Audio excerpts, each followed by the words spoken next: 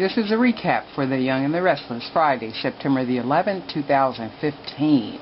Let's start with Hilary. Hilary wakes up in the boathouse, and when she wakes up, she's really confused, and she's wondering about where she is. So she, at some point, calls out Neil's name, and then she begins to have flashbacks when Neil showed her the boathouse, and they were having a discussion about how they wanted their family to be and what their life was going to be like while they were living at the boathouse. So she says out loud, dream house, because she's having all these flashbacks. So then she remembers at one point Neil was blind, and then she tries to get up out of the bed, and she's not able to do so. So she grabs the IV pole, and when she grabs the IV pole, she's so weak she can't get up. So at that point, the pole falls, pretty much goes unconscious again. Neil eventually shows up. He sees that the IV pole has been knocked to the floor, but yet Hilary is still unconscious. So he looks at her in a very low voice and says, I'm sorry. I'm sorry. And then when you move forward, you have Sharon and Dylan, who are playing kissy kissy at Crimson Lights when Mariah walks in. And when Mariah walks in, she says, is the health department okay with all this activity around the cupcakes?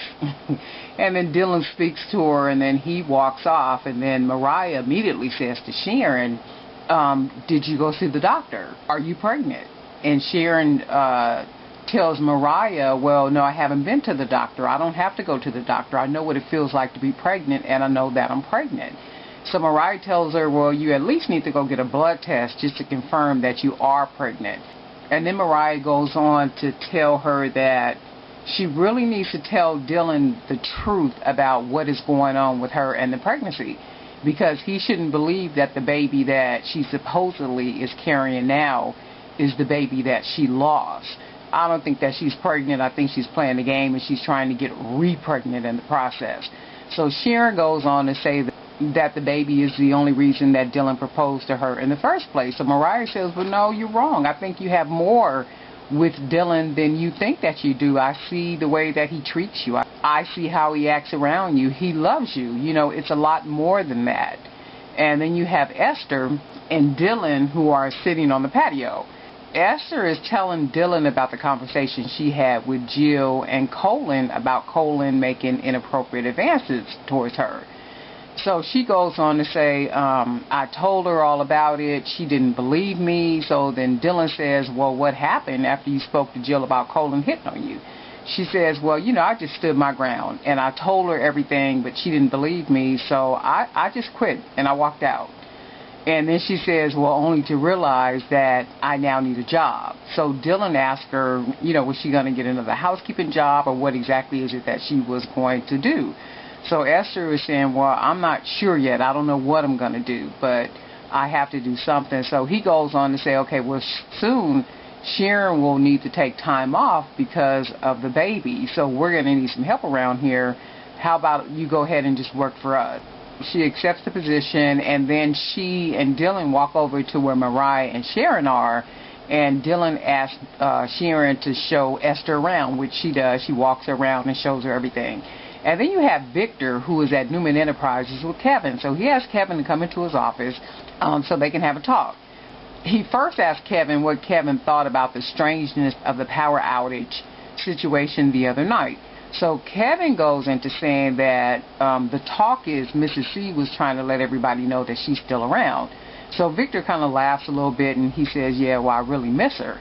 And then Victor goes on to tell Kevin that he believes that someone tried to cyber attack Newman Enterprises, and he needs to find out who's behind it.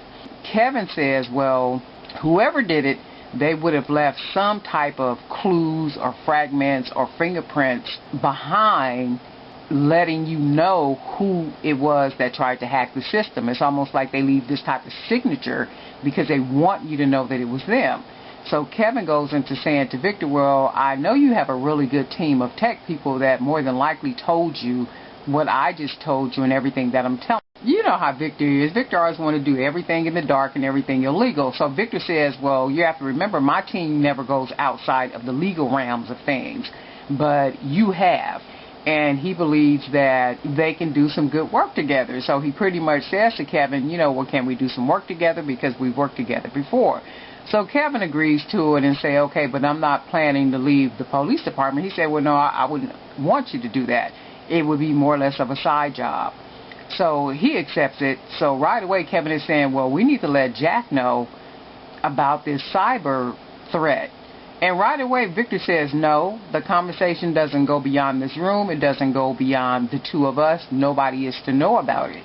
So Kevin is not too comfortable with that, because he's saying, well, you're pretty much kind of leaving them vulnerable, Jack and Javon.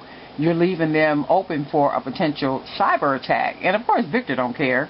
And this just shows the dirtiness of Victor all over again, because remember, Victor and Jack made an agreement that, you know, whatever information that they found out in regards to the Paragon Project, that they would share that information with each other.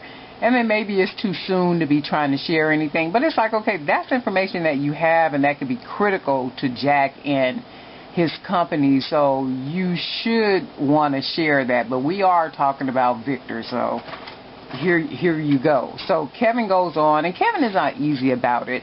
So at some point he has a conversation with Mariah, and he's telling Mariah that he's taking a side job with Victor Newman, and he's going to be assisting with this situation they have with a potential cyber attack.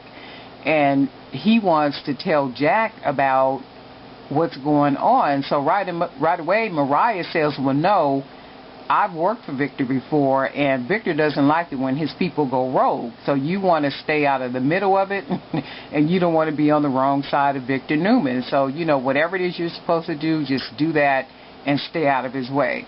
So moving forward, you have Gwen and Neil, who are at Gwen's place, and after they have sex, they're kind of having some conversation, and she brings it up about when she saw him at the hospital while she was with her sister. And then they begin to talk about Devon and Hilary's situation. Gwen brings it up about the affair that Devon and Hilary had, and then Neil says, well, you know, they were in love. They were in love, and, you know, I understand. I'm sure they didn't mean to hurt me, a nightmare, and I'm doing everything that I can to bring this nightmare to an end. Neil is just something else. It's like, at what point are you going to take that woman back where she belongs, or are you going to keep medicating her? And then it's almost like, well, how long can you guys drag this out where he's still in medication, medicating Hilary? And it's like, come on, at some point that little storyline has to really end. Let her escape or something. Neil says to Gwen he needs to make a couple of phone calls. So she says, okay, but he says, well, I need to make them in the other room. And he gets up and he's getting dressed. So Gwen said, are you getting dressed? And he says, well, yeah, I don't want your sister to walk in. And she finds a half-dressed man in her living room. But his whole intent is to get to the living room to get Emma's hospital ID badge off of the table, which he eventually did. This episode of The Young and the Restless was pretty populated with pretty good stuff, so it'll be a really good cliffhanger on Friday, and I'm sure they will answer a lot of questions on Monday, September the 14th, so look forward to that recap, and more than likely I'm going to put up a spoiler for Monday's show on Friday or Saturday. This has been a recap for The Young and the Restless for Friday, September the 11th, 2015. Like the video if you like it. Comment if you have a comment. Be sure to subscribe so you don't miss our recaps, reviews, and spoilers. This has been Darlene Knight with your Reality and Soap Chat. Thanks for watching.